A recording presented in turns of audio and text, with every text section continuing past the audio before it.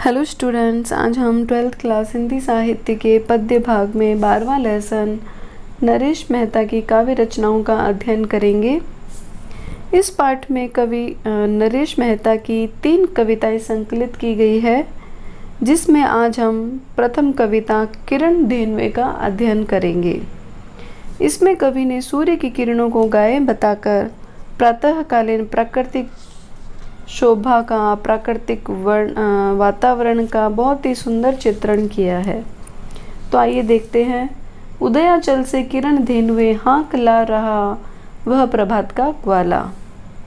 तो यहाँ पर इस कविता में कवि ने सूर्य की प्रातःकालीन किरणों को गायों की तरह अंधकार रूपी घास को चरने वाला बतलाया है। उसी रूप में यहाँ पर कवि ने चित्रण किया है। उदयाचल अर्थात पूर्व दिशा का पर्वत, किरण धेनुए अर्थात किरण रूपी गायें, हाँकना, हाँक का अर्थ होता है आगे बढ़ाना, ग्वाला अर्थात गाय चराने वाला।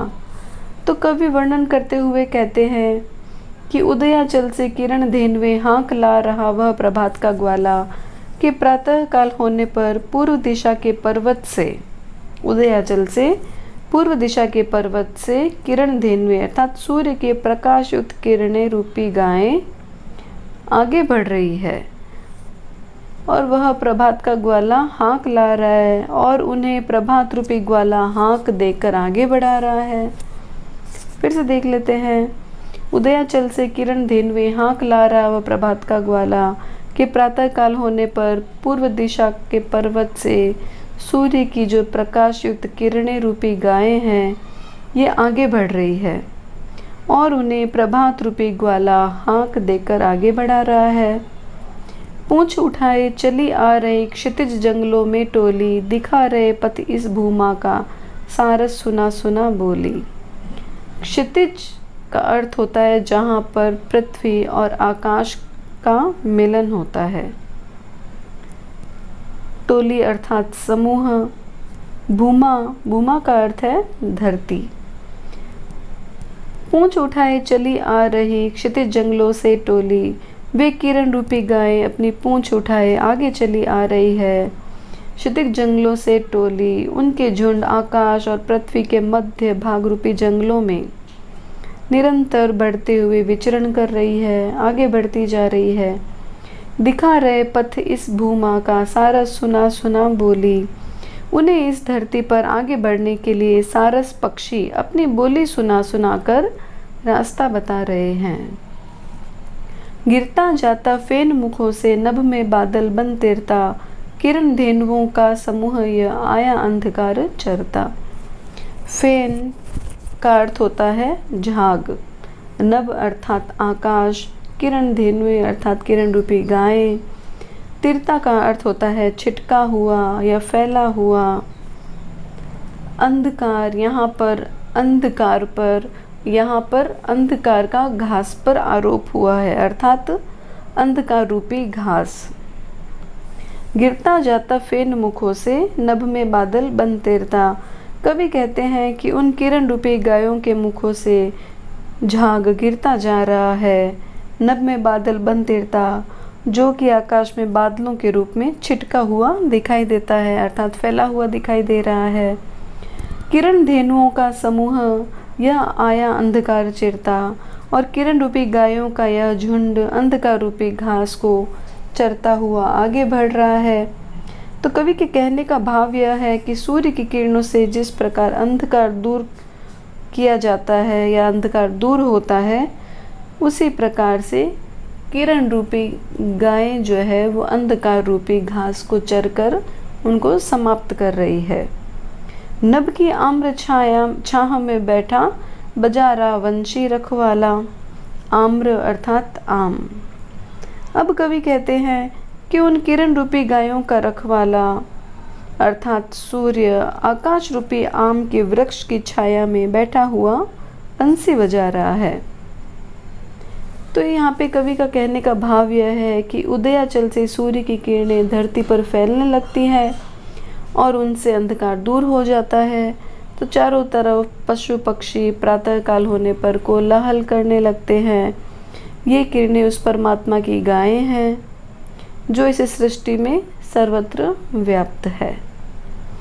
तो यहाँ पर हम देखेंगे कि रूपक के द्वारा किरणों पर गायों का, क्षितिज पर जंगल और वृक्षों का, अंधकार पर घास का आरोप किया गया है। तो इस तरह से यहाँ पर इन तीनों में रूपक अलंकार हो जाएगा, क्योंकि उपमेय का उपमान में आरोप करने पर रूपक अलंकार होता है, तो यहाँ पर रूपक अलंकार हो जाएगा। इस कविता में कवि ने बहुत ही सरल शब्दावली का प्रयोग किया है। फिर हम देखते हैं, ग्वालिन सीले दूब मधुर, वसुधा हंस हंस कर गले मिली, चमका अपने अपने स्वर्ण सिंग वे अब शैलों से उतर चली। तो इसमें हम देखेंगे कवि ने रूपक का सहारा लेकर प्रातःकालीन प्राकृतिक वातावरण का बहुत ही मनोरम चित्र हमारे सामने उपस्थित किया है। वसुधा अर्थात पृथ्वी, शैल अर्थात पर्वत। तो कवि कहते हैं कि ग्वालिन सीले दूब मधुर, वसुधा हंस हंस कर गले मिली, कि प्रातःकाल होने पर जब किरण रूपी गाय आगे बढ़ती है, तब वसुधा रूपी अर्थात धरती रूपी ग्वालिन सुंदर हरी भरी दूब लेकर बड़े ही आनंद और उल्लास से उन गायों के गले लगती है। चमका अपने अपने स्वर्ण सिंग वे अब शैलों से उतर चली। ये किरण रूपी गायें अपने सुनहले, अपने स्वर्णिम आभा वाले सींगों को चमकाकर पर्वतों की चोटियों से नीचे उतरने लगी है। अर्थात प्रातःकाल के समय सूर्य की किरणें स्वर्णिम आभा की तरह होती है। बरस रहा आलोक दूध है खेतों खलिहानों में, जीवन के नवकिरण फूटते मकई के धानों में।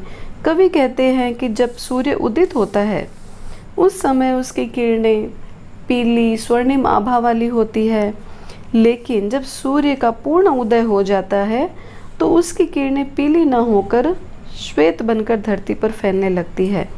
और उसी का कवि ने यहाँ पर वर्णन किया है कि बरस रहा आलोक दूध है खेतों खलिहानों में, कि तब आकाश से श्वेत किरणों के प्रकाश के रूप में दूध की वर्षा होने लगी है खेतों खलिहानों में, और वह प्रकाश रूपी दूध खेतों खलिहानों में बरस रहा है। जीवन की नवकिरण फूटती मकई के धानों में, और इससे जीवन में नवीन उमंग का संचार होने लगता है। मकई और धान के जो खेत है वह लहलहाने लगते हैं। सरिताओं में सोम दुहरा वह अहिर मतवाला, सरिताओं अर्थात नदियों, सोम अर्थात अमृत या रस कह सकते हैं, अहिर अर्थात ग्वाला, मतवाला का अर्थ हो जाता है गर्व से इतराता हुआ। तब कवि कहते हैं कि सरिताओं में सोम दुह रहा वह अहिर मतवाला। तो ऐसे आकर्षक वातावरण में इन गायों का रखवाला वह सूर्य रूपी मतवाला अहिर नदियों में सोम रस या अमृत दुह रहा है। फिर से देख लेते हैं, सरिताओं में सोम दुह रहा वह अहिर मतवाला, कि वह गायों का रखवाला वह सूर्य रूपी मदमस्त अहिर नदियों में सोम रस या अमृत का दूहन कर रहा है, अर्थात अमृत दुह रहा है। तो यहाँ पर कवि का कहने का भाव यह है कि सूर्य के पूर्णोदय होने पर, अर्थात सूर्य का पूरा उदय होने पर नदियों में जो श्वेत जल धाराएं प्रवाहित होती है वे सोमरस या अमृत की धाराएं हैं, और किरण रूपी गायों के दोहन से निकला दूध ही नदियों की शुभ्र धाराओं के रूप में यहाँ पे बह रहा है। तो कवि ने यहाँ पर आरोप किया है, रूपक का सहारा लिया है। तो यहाँ पर हम देखेंगे कि धरती पर ग्वालिन का, प्रकाश पर दूध का, स्वर्णिम आभा पर चमकीली सींगों का, और सरिताओं पर सोमरस की धाराओं का आरोप करके कवि ने यहाँ पर प्रकृति का सचेतन वर्णन किया है। और इसी तरह से इन सब में रूपक अलंकार हो जाएगा। और कवि ने यहाँ पर परमात्मा को मतवाला अहीर बताकर कवि की जो कल्पना अनुभूति है उसको जो है हमारे सामने कवि ने चित्रित किया है कि किस तरह से प्रातः काल की जो ये किरण धेनुएं हैं, किरण रूपी जो गायें हैं, ये चारों तरफ फैल रही है और इस तरह से वहाँ का जो वातावरण है वो बहुत ही मनोरम और सुंदर है।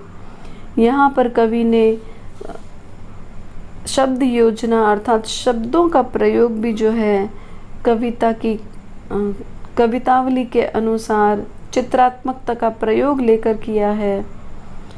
तो इस तरह से इस पद्य में कवि ने किरण धेनुएं अर्थात किरण रूपी गायों को अंधकार रूपी घास चरते हुए बतलाया है।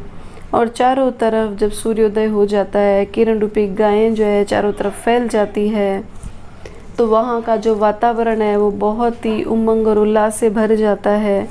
इसी का कवि ने यहाँ पर वर्णन किया है।